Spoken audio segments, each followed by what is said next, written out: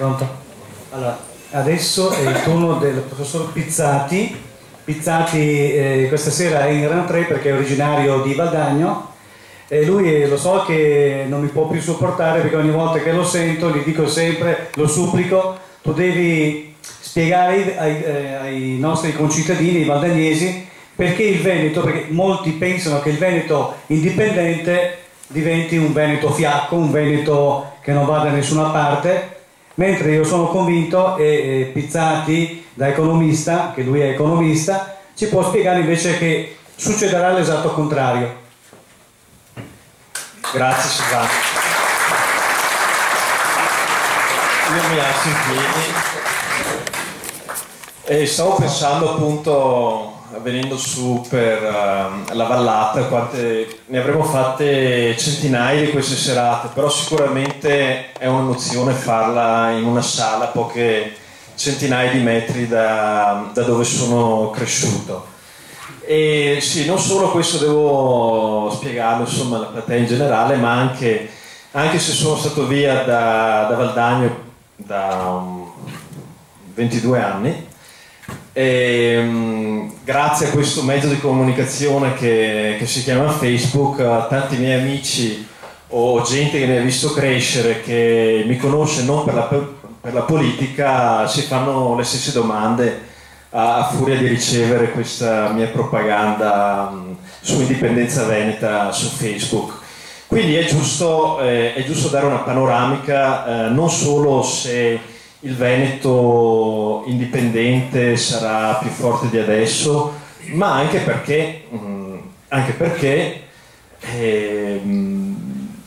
i veneti, non solo Cavaldagno ma in generale, non sono nuovi a questo tipo di proposte, cioè non sono nuovi a una ricerca di un'alternativa dalla situazione in cui ci troviamo. E sicuramente qua non siamo qua per descrivere tutte le cose che vanno male nello Stato italiano, non siamo qua per brontolare, non siamo qua per parlare male di nessuno. Se vogliamo caricarci di pessimismo bastava stare a casa e accendere la televisione, quindi sono sicuro che non bisogna parlare di questo. Non siamo un movimento di protesta, ma siamo un movimento di proposta, perché quello che ci serve non è chi brontola, ma chi trova una soluzione. Ed è proprio anche una caratteristica veneta quella di migliorarsi, che sia l'imprenditore che nel garage dietro casa vede che c'è un prodotto che non va e grazie al suo ingegno trova una forma migliore e spiazza il mercato mondiale. Un sistema politico, uno Stato è la stessa cosa, cioè c'è qualcosa che non va, bisogna migliorare, ma non solo bisogna migliorare e guardare all'obiettivo, bisogna anche avere un percorso coerente. Quindi sicuramente da 20-30 anni ai veneti sono stati proposti tantissime alternative, tantissimi obiettivi. Così non va bene, non occorre andare tanto nel dettaglio, ma se vogliamo possiamo anche farlo, perché alla fine il problema che abbiamo in Veneto è che subiamo uno Stato eccessivamente centralistico. Lo vediamo nella quotidianità. Se vogliamo guardare i numeri, tanto per capire che siamo a dei livelli al di fuori della media, non solo abbiamo un livello di tasse più alto al mondo, okay? Cioè più alto della Svezia, ma è anche un sistema estremamente centralistico che ci toglie tutte queste risorse. Se noi come Veneto paghiamo 70 miliardi di euro all'anno di tasse, mettendo dentro tasse dirette, tasse indirette, contributi sociali, balzelli di tutti i colori, eccetera, 70 miliardi, dovrebbe suonare un campanellino quando solo 10-15 miliardi tornano alla regione Veneto, cioè tornano come di queste risorse, noi paghi 70, gestiscine un 20%. Non c'è paragone nel mondo di un sistema così centralistico che non lascia le risorse del proprio territorio per gestirle al meglio. Quindi mancando decine di miliardi di euro all'anno a una popolazione, qua possiamo vedere semplicemente che le cose così non possono andare. Quello che voglio sottolineare prima di tutto, perché questo non è una novità, magari i numeri sì possono essere una novità, ma questo lo sappiamo, lo sapevamo 10 anni fa, lo sapevamo 20 anni fa, lo sapevamo 30 anni fa. E sono sempre state proposte delle alternative che guardavano solo l'obiettivo. Quindi sentir parlare di statuto speciale, di autonomia, di federalismo, di devolution, di federalismo a geometria variabile, tutte queste cose qua sono semplicemente delle descrizioni di un obiettivo. Dire qua così, le robe così non vanno bene, andiamo là. Là, in quella collina là si sta meglio e nessuno lo mette in dubbio. Sarebbe bellissimo avere un sistema federale stile svizzero, sarebbe bellissimo, bello obiettivo, certo, ok. Il problema è che tutte queste proposte, che in sostanza hanno ingannato i veneti per decenni purtroppo, perché stiamo parlando di 30 anni, non guardano il percorso. Cioè è inutile descrivere una collina e dire sì, si starebbe meglio come se fossimo come l'Alto Adige, si sarebbe meglio se fosse una federazione tipo la Svizzera. È inutile descrivere quella collina laggiù se in mezzo ci sta un burrone. Perché è questo il problema. Ed è qua che Indipendenza Veneta è radicalmente diversa da qualsiasi altra cosa che è stata proposta a livello politico. Perché noi non guardiamo solo l'obiettivo, ma guardiamo il percorso. Puntare a federalismo, autonomia, tutte queste cose qua sono matematicamente possibili da raggiungere perché hanno un burrone di mezzo.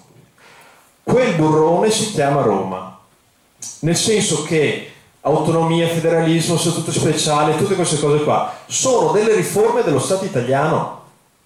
E per riformare lo Stato italiano ci vuole una maggioranza nel Parlamento italiano. Noi qua siamo una minoranza, una minoranza non Indipendenza Veneta, ma le regioni nell'ambito italiano, dello Stato italiano, che danno più di quanto ricevono. Cioè ogni anno la differenza tra quanto paghi e quanto ricevi di servizi per il Veneto è 20 miliardi, per la Lombardia 60 miliardi. Sono una minoranza di regioni che danno più di quanto ricevono. Una minoranza democratica, cioè non avrai mai una maggioranza nel Parlamento italiano che ti consente di gestire le tue proprie risorse. Non avrai mai parlamentari siciliani che dicono non è giusto che i veneti vengano depredati di decine di miliardi di euro, teneteli. Non è possibile perché non è razionale fare questa cosa qua. Adesso io voglio anche sottolineare un secondo una cosa prima di continuare. Quando parliamo di 20 miliardi, perché tante volte uno si confonde milioni e miliardi, sono 20 miliardi non di tasse, di differenza fra quanto paghiamo di tasse e quanto riceviamo in totale di servizi pubblici secondo i dati del Ministero del Tesoro. Su una popolazione di 5 milioni di abitanti 20 miliardi sono 4.000 euro a testa. 4.000 euro a testa che mancano da ogni singolo cittadino veneto, non ogni singolo lavoratore. Cittadino c'è il bambino che va all'asilo e il novantenne. 4.000 euro a testa, o di tasse in più per chi paga le tasse, o di servizi in meno, perché mia figlia quando va a scuola deve portare la carta igienica e il sapone. 4.000 euro a testa, quindi non c'è il servizio all'educazione, alla sanità, però è inutile stare qua a elencare i dettagli. Per una famiglia di 5 come la mia, moglie, 3 bambini e me, 5, 4.000 euro a testa sono 20.000 euro per famiglia. 20.000 euro per famiglia veneta, media, per alcuni sarà 15.000, per altri 25, per altri 10, però nel mio caso sono 20.000 euro di o tasse in più o risorse in meno all'anno. In 10 anni sono 200.000 euro per famiglia veneta. Cioè lo Stato italiano costa a una famiglia veneta in 10 anni un appartamento, o forse anche un palazzo, dato il mercato immobiliare di adesso, non lo so. Però questa è la dimensione di questa ingiustizia fiscale che subiamo. Io quando ne parlo con dei colleghi stranieri, insomma, che non sono abituati a queste cose, mi dicono: no, guarda, non è possibile. Sì, no, ti dico, guarda, questo è il link al sito del Ministero del Tesoro, vatti a guardare i dati. No, non è possibile. Cioè, ma ti rendi conto che queste cifre sono al di sopra, ma tanto di sopra dello sfruttamento delle colonie africane? Non è possibile che una popolazione resti inerme, non faccia niente di fronte all'ingiustizia fiscale di questa cosa. Non è possibile, deve esserci qualche errore. Cioè non è possibile che un popolo accetti una situazione di questo tipo. E sicuramente i veneti non lo accettano nella loro quotidianità, perché sappiamo che ci sono un sacco di aziende che prendono e vanno da un'altra parte. Ma no tanto in India, in Cina per la manodopera, vanno in Austria, vanno in Svizzera, perché in un sistema globale sono in competizione anche gli stati. Cioè se il mercato è unico in Europa e nel mondo, quindi non è che sei limitato ai confini del tuo paese, cioè che tu sia in Austria o che tu sia in Danimarca, che tu sia in Italia, il mercato è unico, cioè vende a tutta l'Europa e tutto il mondo. Perché dovrei andare a produrre dove pago il 60% di tasse, se in Slovenia il 20%? Cioè puoi dirlo, fare l'eroe e dire resto qua, però ci sarà una ditta in Slovenia che ti batte e quindi vai fuori dal mercato. Quindi è proprio una necessità di sopravvivenza. Stiamo parlando di una necessità di sopravvivenza che in questo preciso istante è critica per via della crisi. Però attenzione, non è una crisi globale quello che stiamo vivendo, è una crisi tutta italiana, perché a parte quest'anno che stiamo già sul meno 2-3%, a parte il meno 6% del 2009, così nel 2008 solo lo Stato italiano, quindi prima della crisi globale, era in recessione in tutto il mondo. Negli ultimi 10 anni, secondo il Fondo Monetario, l'Italia è il paese che è cresciuto meno di tutto il mondo. Cioè su 180 paesi per cui ci sono le statistiche, lo Stato italiano è quello per cui con la crescita inferiore o la decrescita maggiore, perché ormai stiamo parlando di quello. Quindi è una situazione allarmante a cui bisogna dare delle risposte e delle vie di uscita. E non possiamo più guardare a quella collina o chi ci indica una proposta, dire guarda che bella quella collina là, scusa, dammi il voto, devo andare a Roma perché là farò delle alleanze con questi e quelli e dopo riuscirò a raggiungere il quorum e la maggioranza dei parlamentari per darti più risorse. Non è più possibile. C'è un conto fare uno sbaglio una volta, 2 volte, 3 volte, non è più possibile credere a questo. Bisogna cambiare prospettiva. Ed è quello che ha fatto Indipendenza Veneta. Cioè Indipendenza Veneta non ha guardato solo all'obiettivo, si è resa conto che c'è un burrone. Cosa fai se tu devi andare da una parte e c'è un burrone?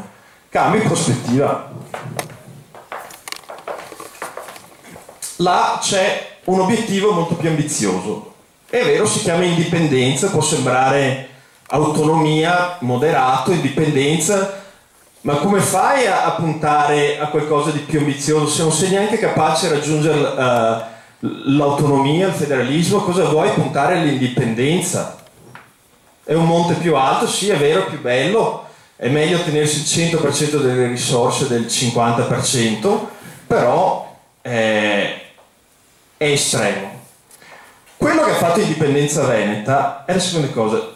Mi interessa poco se l'obiettivo è più ambizioso o no. Sto guardando il percorso, là c'è un burrone che si chiama Roma, che è matematicamente impossibile da valicare. Cioè è il classico esempio dei 3 uomini in barca. Ci sono 3 uomini in barca, uno rema, gli altri due prendono il sole. A un certo punto quello che rema dice: "Bon, basta, sono stufo, sono stracco, tocca a qualcun altro". Gli altri due si svegliano e dicono: "Beh, siamo in democrazia, se vuoi possiamo rivotare che tocca remare". Questa è la situazione che ci troviamo all'interno dello Stato italiano se cerchiamo delle vie di uscita che passano per il Parlamento italiano. Il percorso di indipendenza veneta è totalmente diverso, perché mentre qua serve il consenso di 60 milioni di italiani, qua, secondo il diritto internazionale, secondo dei casi di successo in giro per il mondo, anche in Europa, basta solo la maggioranza dei veneti. Cioè, per l'autonomia serve la maggioranza di 60 milioni di italiani. Per l'indipendenza, cioè per l'autodeterminazione, basta solo una maggioranza dei veneti.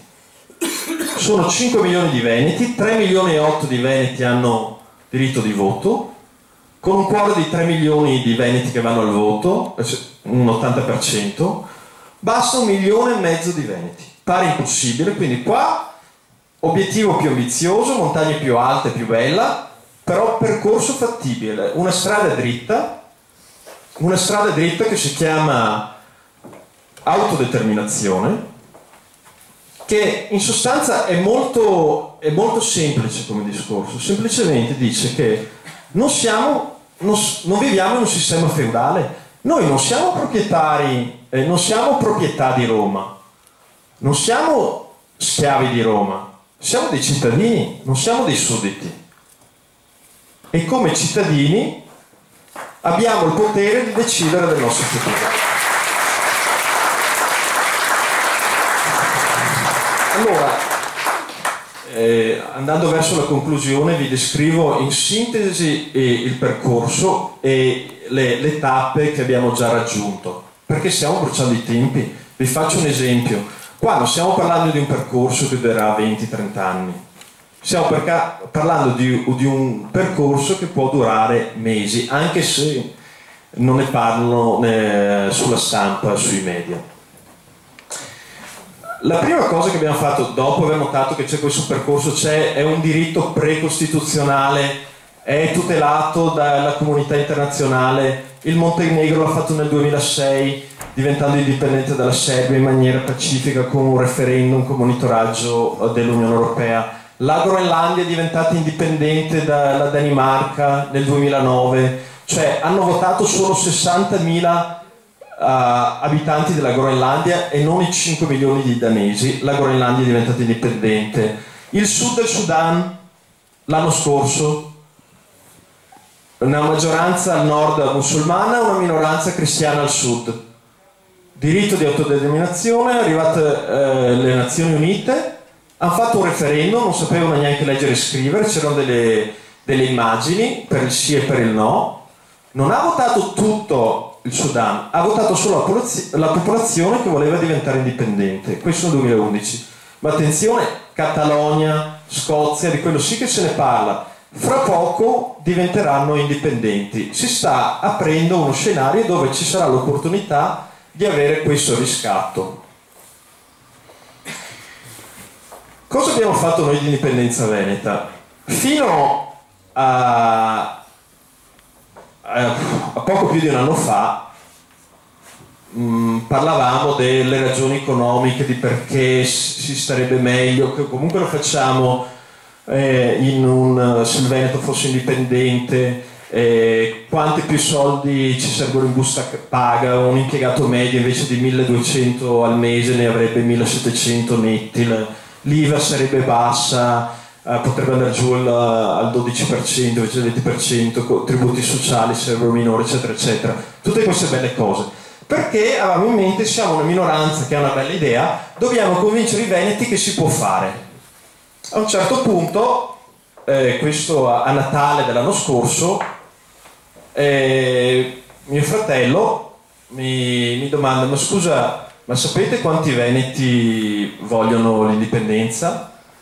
E ho detto: no, non lo so, non lo so quanti ne voglio, però bisogna convincerli. Scusa, ma dovresti informarti, sapere quanti lo vogliono fare, cioè non c'è nessun sondaggio, fatelo, ho fatto un sondaggio scientifico e vediamo cos'è la risposta.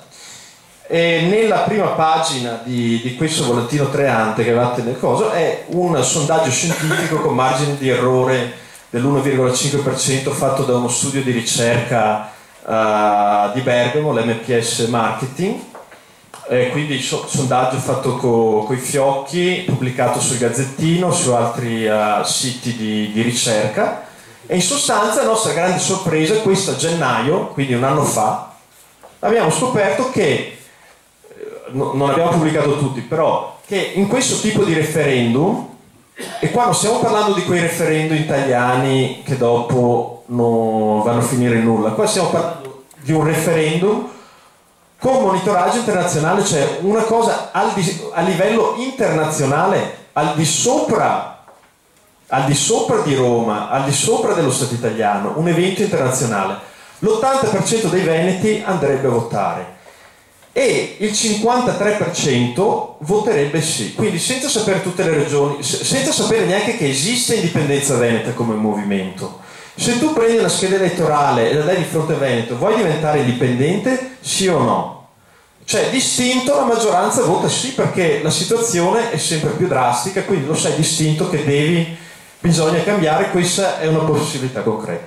Dopo questo sondaggio abbiamo drasticamente cambiato il modus operandi, perché prima cercavamo di convincere, adesso abbiamo detto facciamolo. Abbiamo raccolto in primavera 20.000 firme, le abbiamo portate a Zaia direttamente, articoli di giornale eccetera eccetera, 20.000 firme, fa il referendum regionale perché puoi per statuto. Hanno cercato di perdere un po' di tempo, ha fatto Ponzio Pilato, l'ha passato il Consiglio regionale, abbiamo iniziato a martellare anche i consiglieri regionali, proprio perché alla fine, cioè, è inutile dire i Veneti sono un popolo perché la Serenissima 1100 anni di storia, oppure i Veneti sono un popolo perché c'è scritto nelle leggi italiane che i Veneti sono un popolo che hanno questo diritto.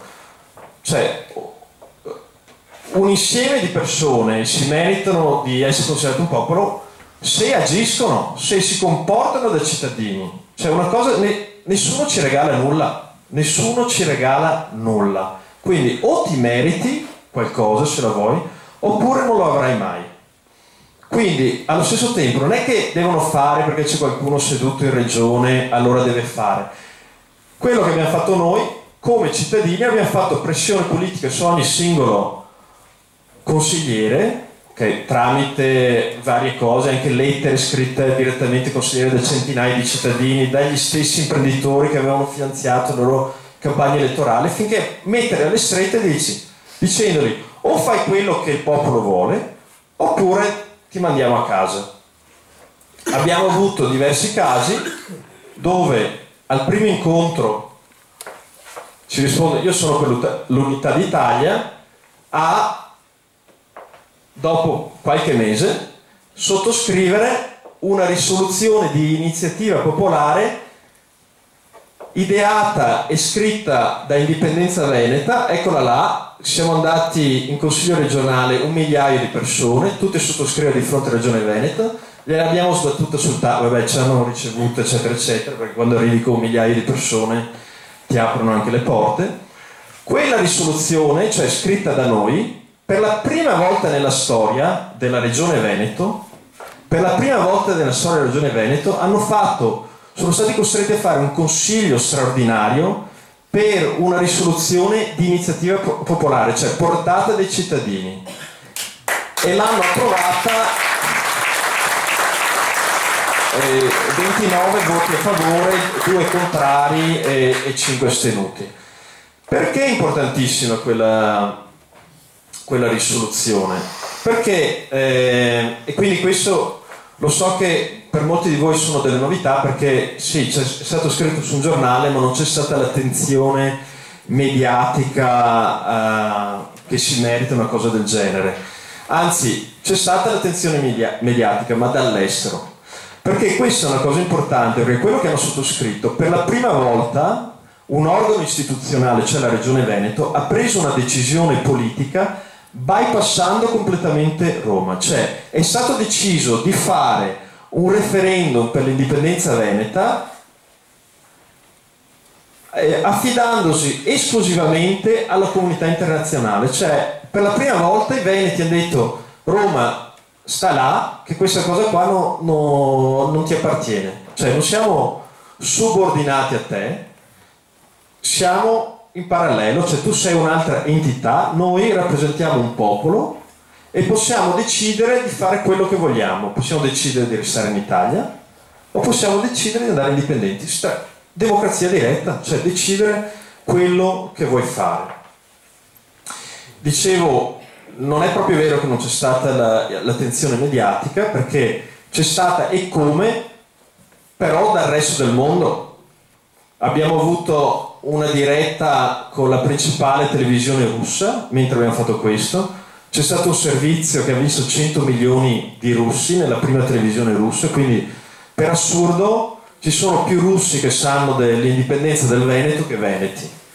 C'è stato il reporters del Sunday Times, questa settimana è venuto un reporter da Los Angeles Times per intervistarci su questo argomento.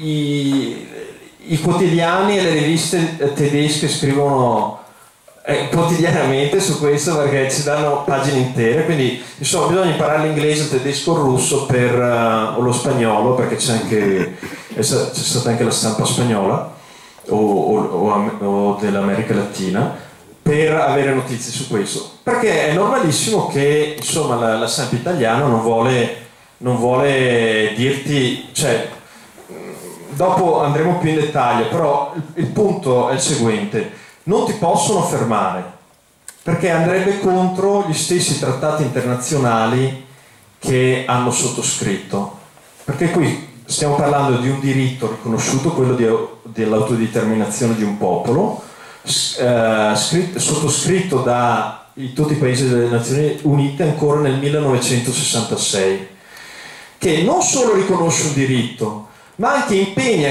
gli stati che l'hanno sottoscritto a tutelare e promuovere questo diritto. Quindi concludo dicendo, abbiamo cambiato prospettiva, torno su di un gradino così. Con l'Italia.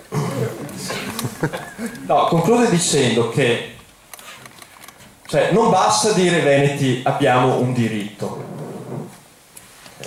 è anche un dovere, cioè è un dovere civico. Se le cose non vanno bene, è un nostro dovere migliorarle. È un dovere migliorare la nostra situazione per il nostro futuro, per il futuro dei nostri figli. Ma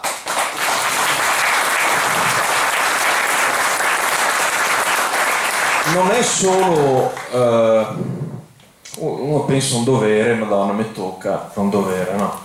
È un piacere anche, perché se sai che stai facendo qualcosa con una squadra, e qua non dico una squadra solo di 5 persone, stiamo parlando di una squadra con migliaia, nel caso di Indipendenza Veneta con migliaia di iscritti, che lavorano come squadra, cioè che il valore dell'insieme è maggiore della somma del valore di ogni singolo. Cioè quando vedi che stai lavorando perché è il tuo dovere, per un obiettivo, e stai raggiungendo degli obiettivi, dei traguardi storici, è anche un piacere.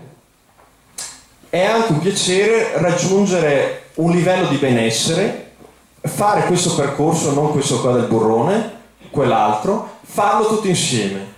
Adesso io ho visto dietro che tanti hanno già sottoscritto la petizione all'Unione Europea, quello sarà per garantire il monitoraggio internazionale. Ci stiamo muovendo su più fronti, ci sarà il fronte istituzionale per richiedere il monitoraggio internazionale del referendum, che comunque, non l'ho detto, è possibile che avvenga nel 2013, cioè è possibile dopo questa risoluzione che è stata firmata. Manca semplicemente